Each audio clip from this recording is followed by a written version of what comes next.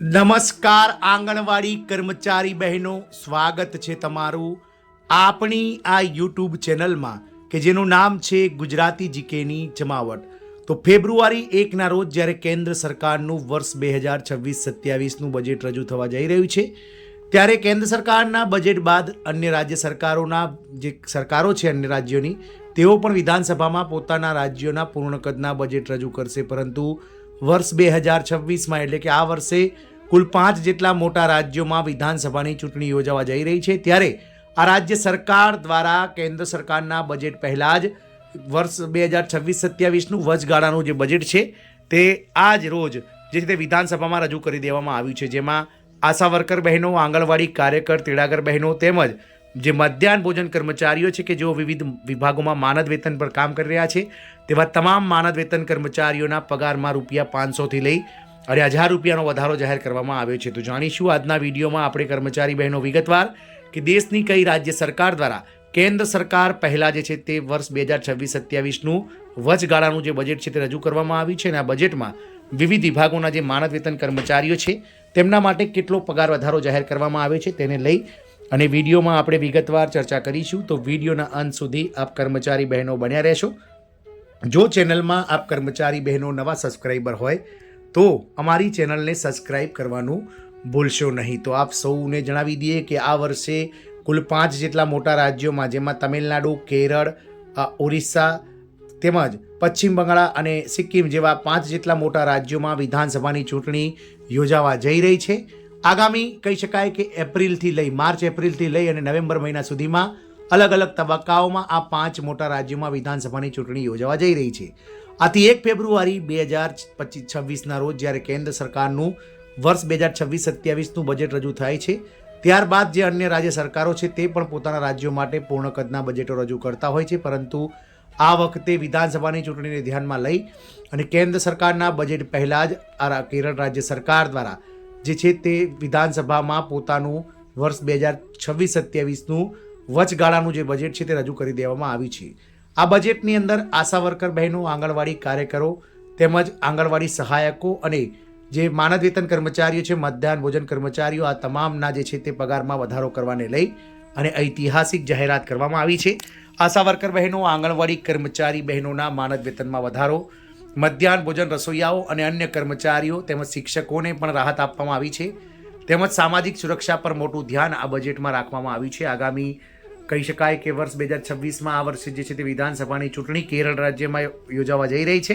ત્યારે કેરળની રાજ્ય સરકાર દ્વારા જે છે તે રાજ્યના મહિલા મત બેંક એટલે કે વોટ બેંકને સાચવવા માટે આ અનેરી જાહેરાત વિધાનસભામાં વચગાળાના બજેટ સ્વરૂપે કરવામાં આવી છે. તમને જણાવી દઈએ કે કેરળના મુખ્યમંત્રી પિનરાઈ વિજયનના નેતૃત્વ હેઠળની લેફ્ટ ડેમોક્રેટિક ફ્રન્ટ એટલે કે LDF સરકારનું આ 12મું બજેટ છે અને નાણામંત્રી KN બાલાગોપાલ દ્વારા તે રજૂ કરવામાં આવેલું 6થું બજેટ છે.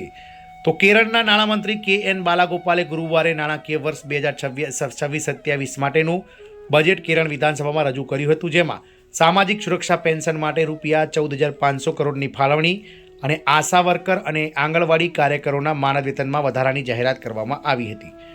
તો આશા અને આંગણવાડી કાર્યકરોના માનદ વેતનમાં વધારો, તો કેરળ રાજ્ય સરકાર દ્વારા આશા આંગણવાડી કાર્યકરના પગારમાં વધારો કરવા મુખ્યમંત્રી પિનરાઈ વિજયન એટલે કે P વિજયનના નેતૃત્વ હેઠળની બીજી સરકારનું 6થું બજેટ વિધાનસભામાં રજૂ કરતા બાલાગોપાલે માન્યતા પ્રાપ્ત સામાજિક આરોગ્ય કાર્યકરો, આશા અને આંગણવાડી કાર્યકરના માનદ વેતનમાં દર મહિને ₹1000નો વધારો કરવાની જાહેરાત કરી છે.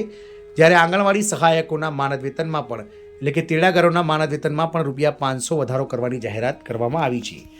તેમણે પ્રાથમિક શાળાના ભૂતપૂર્વ શિક્ષકો અને સાક્ષરતા અભિયાન પ્રેરકોના પગારમાં પણ દર મહિને ₹1000નો વધારો કરવાનો પ્રસ્તાવ મૂક્યો છે. જ્યારે મધ્યાહન ભોજન રસોઈયાઓ છે તેમના દૈનિક વેતનમાં ₹25નો વધારો કરવાનો પ્રસ્તાવ છે. બજેટમાં મહિલા સુરક્ષા યોજના માટે મુખ્યમંત્રી દ્વારા ₹3700 કરોડની જાહેરાત કરવામાં આવી છે. મહિલા સુરક્ષા યોજના માટે પણ ₹3700 કરોડ ફાળવાયા છે. તો કેરળના બજેટમાં મુખ્યમંત્રી મહિલા સુરક્ષા યોજના માટે ₹3700 કરોડની જાહેરાત પણ કરવામાં આવી છે. વધુમાં બજેટમાં ગ્રામીણ રોજગાર યોજના, શાળાના બાળકો સહિત તમામ વર્ગના લોકો માટે જીવન અને આરોગ્ય વીમા યોજનાઓ અને કલા અને વિજ્ઞાન કોલેજના વિદ્યાર્થીઓ માટે મફત ડિગ્રી શિક્ષણ માટે ગયા વર્ષ કરતાં 1000 કરોડનો વધારો જાહેર કરવામાં આવ્યો છે. દરિયાકાંઠાના વિકાસ માટે પણ 150 કરોડ રૂપિયા ફાળવવામાં આવે છે. તદુપરાંત તિરુવનંતપુરમથી કાસરગોડ સુધીના પ્રાદેશિક રેપિડ ટ્રાન્ઝિટ સિસ્ટમ એટલે કે RRTS સંબંધિત પ્રારંભિક કાર્યો માટે રૂપિયા 100 કરોડની ફાળવણી પણ કરવામાં આવી હતી, જેને બુધવારે રાજ્ય મંત્રીમંડળે સૈદ્ધાંતિક મંજૂરી આપી હતી. તેમાં દરિયાકાંઠાના વિકાસ માટે રૂપિયા 150 કરોડની દરખાસ્ત પણ કરવામાં આવી હતી. તો જાણીશું વર્ષ 2026-27ના કેરળ સરકારના બજેટના મુખ્ય અંશો, જેમાં નાણામંત્રી કે બાલાગોપનની જાહેરાત કરવામાં આવી છે, જેમાં માન્યતા પ્રાપ્ત સામાજિક આરોગ્ય કાર્યકરો જેવા કે આશા અને આંગણવાડી કાર્યકરોના માનદ વેતનમાં 1000નો વધારો, આંગણવાડી સહાયકો એટલે કે તેડાગરોના માનદ વેતનમાં માસિક રૂપિયા 500નો વધારો, પ્રાથમિક શાળાના ભૂતપૂર્વ શિક્ષકો અને સાક્ષરતા અભિયાન પ્રેરકોના પગારમાં દર મહિને રૂપિયા 1000નો વધારો કરાયો છે.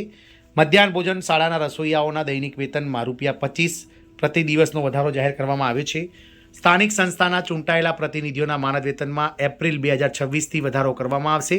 રૂપિયા 250 કરોડના ભંડોળ સાથે કલ્યાણ ભંડોળ બોર્ડ બનાવવામાં આવશે, જે સહકારી કર્મચારીઓ માટે મેડિસ્કેપ મોડેલ વીમા યોજના લાવવામાં આવી રહી છે. અને મુખ્યમંત્રીની કનેક્ટ ટુ વર્ક શિષ્યવૃત્તિ માટે રૂપિયા 400 કરોડની અલગ રકમ અલગ રાખવામાં આવી છે. આ યોજના હેઠળ 18થી 30 વર્ષની વયના શિક્ષિત અને બેરોજગાર યુવાનોને 1 વર્ષ માટે દર મહિને 1000 રૂપિયા મળશે. બજેટમાં ગ્રામીણ રોજગાર યોજના માટે ગયા વર્ષની સરખામણી 1000 કરોડનો વધારો કરવામાં આવ્યો છે.